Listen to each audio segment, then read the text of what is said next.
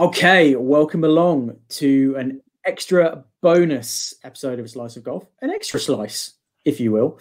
We're talking through fantasy golf once again, courtesy of DraftKings. We're going to review, in my case, unfortunately, the Arnold Palmer, and then we're going to preview the players this weekend. So we talked about it a little bit on the main pod. Loads to talk about Arnold Palmer, whether it be Bryson bombing near 400-yard drives, whether it be Spieth hitting aces, whether it be Westwood coming so close to pulling it all off. Great tournament. Not for Chris and I. Spoiler alert. Really shit, in fact, if we're very... Yeah. Who wants to... Well, Ben, we'll come to you because you actually have something to have half decent to talk about. Who wants to kick it off? Chris, do you want to go first or shall I go first? I'll just say in terms of a slice of golf team pickings, we've not done ourselves proud this week. It's going to be honest. In the paid league, there are a grand total of 30 places this week just gone. Tim and I managed to get the 29th and 30th. And I'm going to level with you. The writing was on the wall from early on. Tim had, who was it that backed out the seconds before teeing off? Yeah, Oosthuizen. Oosthuizen, that's it. Literally 5 minutes before the tournament kicks off, I get a message from Chris with no context. The message from Chris was like, "Oh, Tim. Oh dear." Now, I'll be honest with you. I thought this for a second. I thought this had nothing to do with fantasy golf. I thought, "Well, God, what have I done? Have I committed some other kind of faux pas in life?" And then quickly came to my senses of that. Oh no, he can only possibly be talking about one thing. And there it was, in true form. Oosthuizen pulled out with about 5 minutes to go before start the competition. I frantically messaging around the boys. Surely I can replace him. There must be a rule which allows me to either pick someone else or at least get the guy that replaces him. No. You set out for the rest of the week with a flat 0 score from one of your players. Yeah. Always going to be pretty hard to compete with that. I'd say yes, and I even tweeted, "You hate to see it," which then proceeded to age really, really poorly as well, because my team of cup makers, Kyle Cupmaker Stanley, was +8 over 2 rounds and scored a wonderful 16.5 points. I honestly don't think I've ever had a player score that low on the fantasy league so far. And that would be okay on its own, because Ben, you had him as well, didn't you? I did. On his own, that would have been okay. I then followed that up with Billy Horschel, +5, making 22.5 points. Molinari, +8, getting a grand total of 20 points. 3 players missing the cut, which gives you almost zero hope. In fact, it gave me zero hope, finished 29th out of 30. I was confident with that team as well. I thought Billy played well the week before. He went to pot. Molinari. Just think with Billy, though, it'd kind of been a week where he'd somewhat come from nowhere to play really, really well. And to go back-to-back weeks, I think you probably took a lot out of him. The prior week. That was why I steered clear of him. And then my other players, Victor Hovland, who had a great first 2 days, and I was like, he's on fire here. Then went +5, +6. And I know Saturday was tough. Saturday was brutal, wasn't it? But yeah, that hurt. And so he finished on, what did he finish on? +4. Doug Gim, again, he was a bit of an outsider for me, which I was kind of going, yeah, if he makes the cut, great, perfect. I mean, he was 7 under on Saturday. He went round 1, 1 under, round 2, 1 over, round 3, 7 under. I thought, oh yeah, he's going to get some points here. +9 on Sunday. So ruined all that hard work. So yeah, utter shit show from me and the boys. They needed a team talk, and disaster. Yeah, I mean, I as we touched on, I was not much better. So for context, you were worse. No, yeah, but I was worse with 5 players, mate. Yeah, sure. Yeah, I'm going to defend Tim here. I think Chris is worse here. Just Well, let's. Not go too far. What was the point? What was the point? How many points did you finish on, Tim? What was your grand total? So, for context, I finished the week on 220.5 points. Now, for context, last week at the WGC, I was basically on that many points after the first day. You were, yeah. You were, and I finished on 260 points, so I was 40 points ahead. Yeah, again, you had. It would have been a right ding dong with Oosthuizen in there. Yeah, and 40 points over the weekend is Billy Horschel plus Molinari. So 2 players would have. Yeah, so similar to Chris, my 2 bankers, if you like, for this weekend were Hovland and Horschel. Horschel proceeded to have pretty much a complete meltdown on his second day. He was throwing clubs all over the place. Clubs, yeah. I was watching it like, oh no. That's not what you want to see from like your lead player. Hovland, as we touched on, had a disastrous 3rd and 4th day. Oosthuizen never even started. Wyndham Clark missed the cut. He was 6 over after 2 days. I mean, honestly, when Steve Stricker is pretty close for your highest scoring player across the week, you know it's touch and go for a week. Tim, question for you. Yeah. Will Zalatoris, been in my team regularly, was my only player under par, finished on 3 under. How many players did you have under par? 0. I had not 1 player under par this weekend. I had the best I had was Harris English, who finished even. Okay. Who, by the way, the only thing I will say is I did give him the big ones on this last week by saying how he does make a lot of cuts, and he did make the cut, only just, admittedly, but still made the cut. I mean, didn't really help me at the end because I still finished dead last. But it's a blip. It's a blip. We're gonna leave this week and just crack on and move ahead to the next week. But before we do that, Ben, how'd you get on? 350 points in total. So clear enough from Chris and Tim that I knew that one was signed, sealed, and delivered pretty early doors. But finished 10th in total. No, nothing great. My 2 basement picks, I'm very disappointed in them. Kyle always makes a cut. Stanley bombed out. Never picking him again. Sorry, lost faith completely. Matt Naismith finished on 4 over, and then everyone else was under par, which is pretty good. So I had Kokrak, Zalatoris, Spieth, and Hovland. Hovland obviously wasn't under par, but he was going pretty well first 2 rounds and then fell away. So he's got 66 points, which you kind of want. If you can get that 70-point range, you're happy, aren't you? And I think takeaway from the weekend is Spieth, for me, is now confirmed that you can pick him on good faith. He's not going to finish 120th. He is going to be at least there or thereabouts. He's got enough game now to stick around, and I think he's still going to be great value because he's not won anything. He's challenging, he's up there, but you're still going to get him at great value in comparison to other players that he's likely to be contending with. So not for long, I reckon, though. Yeah, not for long. Not for long. We're still going to ride that train until that starts happening, starts changing.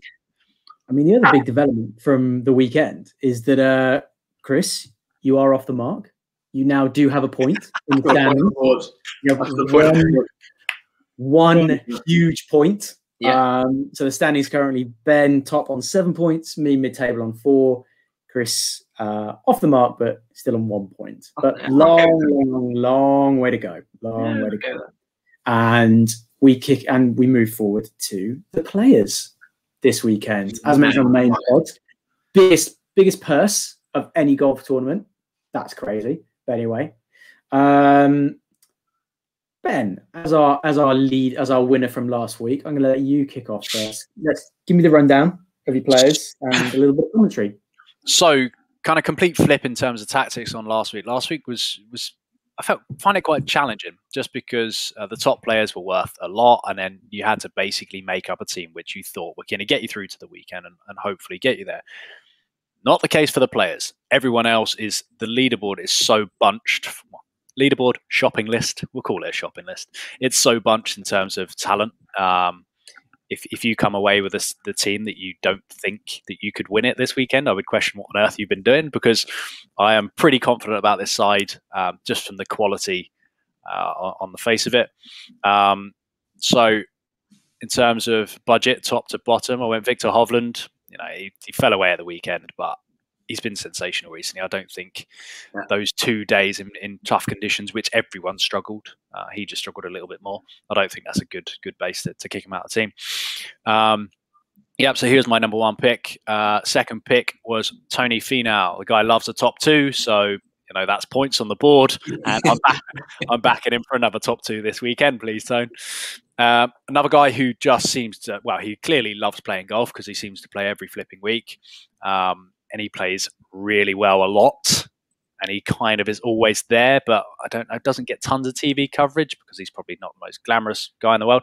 But Sung J-M. So put Sung J-M in there. So here's my third pick. I got him for 8,300, which I think is a bargain. How good he is. I've just rattled off that I've got complete faith in him. My fourth pick is Jordan Spieth. So yeah. How much was he? Sorry, I've got him up. I had to plan the wrong way. So he's 8,600. So he's 300 more than Sung J-M. Oh, okay. Good value for Spieth. And then to fit in, I've gone with a top-loaded team, and to round out that kind of top-heavy team, I went with someone we've spoken about recently. He's made 9 out of 10 cuts, and because he's got the greatest hair on tour, that deserves a spot in my team. Cameron Smith has gone in to kind of round out my 5 big guys, and in actual fact, I drafted all 5 of those last, if you were. So I went for my basement pick first because I saw how stacked the lineup is. I was like, right, I want someone who's going to bring my average remaining budget per player up massively. So I went way down the list and I started looking at everyone from 6,000s on the way up. And then I also had a look at tournaments. So from 4 years ago, Wiesberger finished 12th at Players. He's made 8 out of 8 cuts. So my real basement pick to just make the cut, and anything else from there is brilliant, is Wiesberger, and that's 6,800. So when looking at a collective, the team as a collective for the past 66 tournaments, 60 cuts have been made. 4 of those missed cuts came from Spieth. So I'm like, he's not missing a cut this weekend. Let's hope everyone else just makes the cut, and then let's see what happens from there. Because again, this past weekend, abundantly clear, you have to get players through to the weekend, otherwise you're not going to have a chance. Shall I tell you what else is abundantly clear? You have way too much time on your hands right now. Get you back to work. Trying to capitalize on it. The level of research that's going in here is I enjoy it. This is excellent. Really, really good to see. Go on then, Chris. After your high 29th place finish last week, where have you gone this week? Yeah, I'm hoping better than 29th, if I'm honest, although we've added 5 players to the Sunday Red League, so we've got 35 people entering now. So it could get worse. It could actually get worse. I looked at the draft list, whatever you want to call it, the shopping list, and was like, there's a lot of people that I can see playing really, really well. So I'm going to go through my team, but then I want to give a couple of shout-outs to people that I think could. Like, I really ummed and ahed about this. I said to Tim off air, Ben, I'm actually today set up 4 different teams because I was like, oh, okay, who do I want? Who would I want in my team? And then I was trying to work out the best way to get them all in. And honestly, I would have any of the teams, and I've just committed to one of them. So, but there's some other players that I think, I know I'm gonna regret not putting them in the main squad. So I've left Hovland out this week, but mainly because, and I'll come to this in a minute, I've gone Colin Morikawa as pick number 1. Nice. One of the things that I read today was that strokes gained on the approach is crucial at this. Basically, don't put the ball in the water. There's lots of water. Don't put the ball in the water.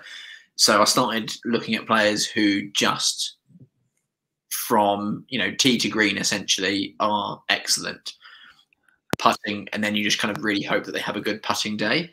So I went Colin Morikawa followed by Tony Finau. Tony Finau just loves tee to green, struggles with his putter, but loves tee to green. One of Tim's faves, Patrick Cantlay, going in there, I think will do really well this week. So he's made top three. Morikawa, very top heavy. Yeah, so I've got Morikawa 9,400. No one over 10,000.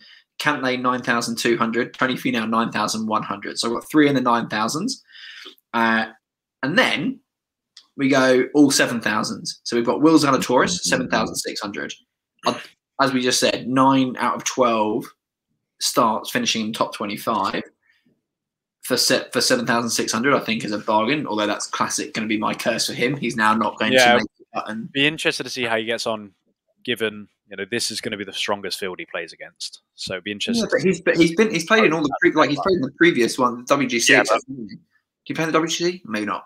And then I've got one that you've all laughed at me previously, and he's doing so well over and over and over again. That's Carlos Ortiz. Carlos, obviously. Yeah, 7,400. And then this was the one that I was unsure on, Lanto Griffin.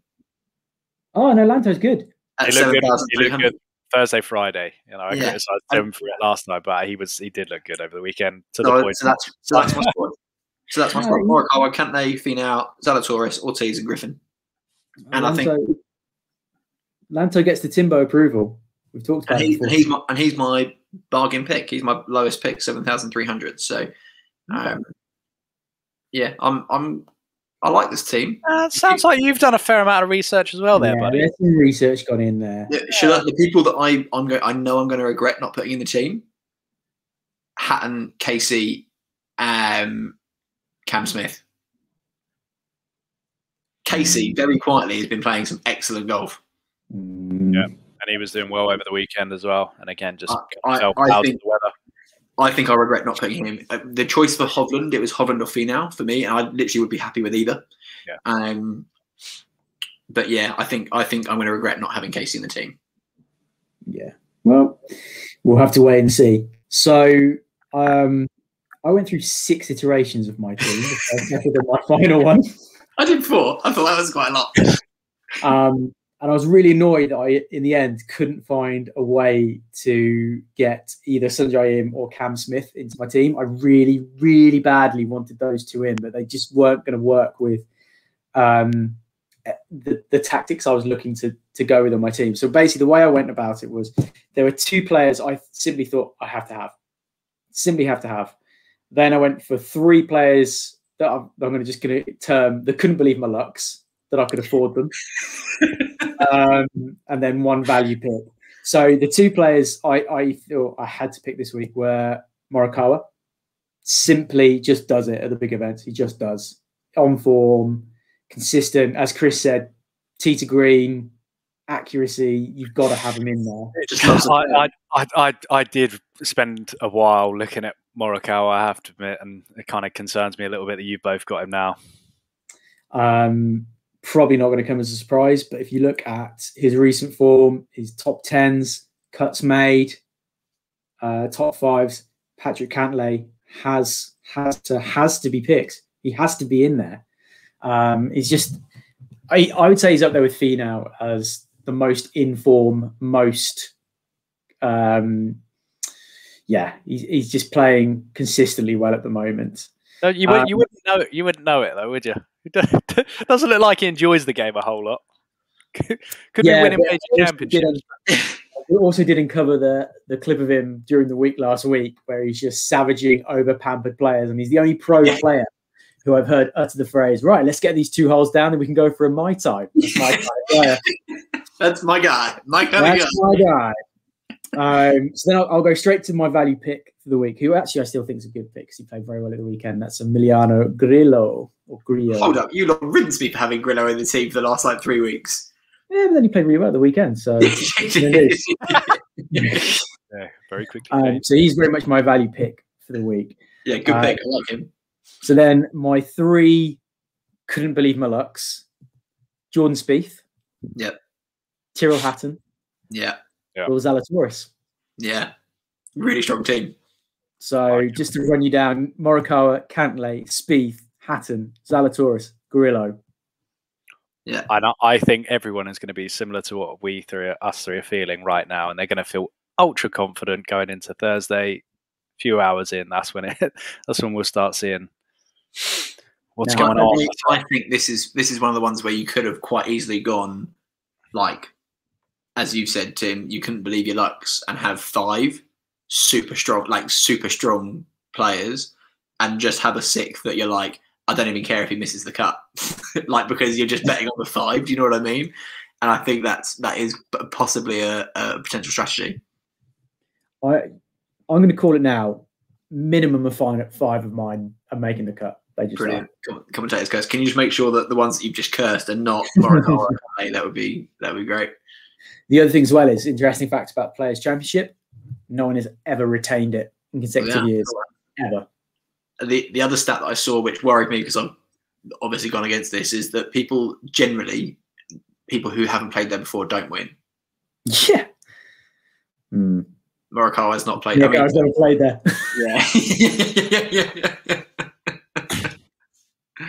Yeah. It's also this point of the week normally where I kind of come out and give my very ill-advised feeling for the week ahead. I did say last week I wasn't confident with my team. I did say that. I'm going to go out on a limb and say I am confident about this team this week. I'm feeling it. I'm feeling it this week. Yeah, I am full of it. He likes it.